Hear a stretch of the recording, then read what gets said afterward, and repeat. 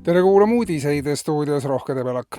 Valitsuse täna hommikuses teates on juttu mitmest inimeste jaoks positiivsest arengust. Lisaks tulumaksu tõusu ärajätmisele ja automaksu tagasikeeramisele võtab riik vastutuse ka Statistikaameti liiga suure keskmise palga arvutamise asjus. Nimelt maksab riik kõikidele, kellel palk on väiksem kui Statistikaameti poolt arvatud, vastava vahe kinni. Tuleb saata vaid avaldus koos pangakonto väljavõttega Rahandusministeeriumile ja puudujääv summa makstakse 20 päeva jooksul välja. Riigieelarvele selline väljaminek probleemiks ka ei ole, sest viimased andmed näitavad, et eelarves on raha sitaks, märgitakse teates.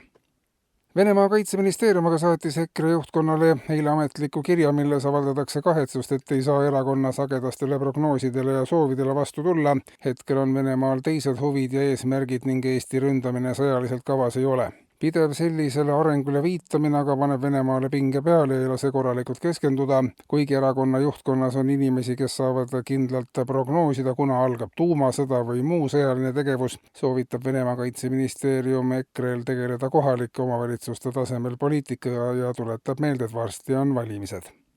Valitsusega annab teada, et kriminaalseadustikus on vastava eelnõu kaudu edaspidi täpsemini reguleeritud kokkuleppemenetluse kasutamine kohtuprotsessis.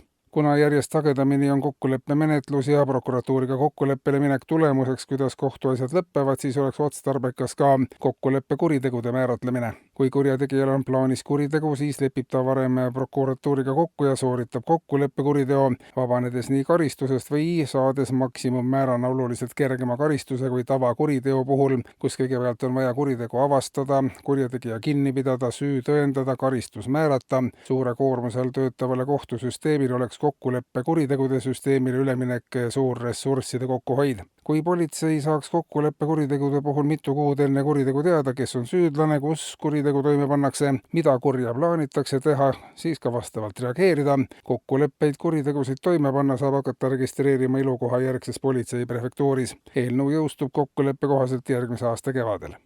Ja lõpetuseks veel statistikat.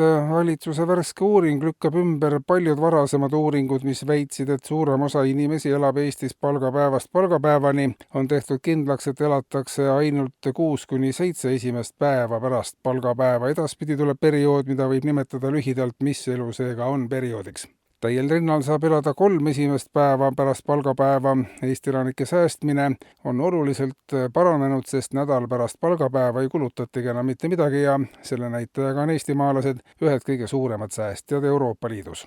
Eetris olid uudised.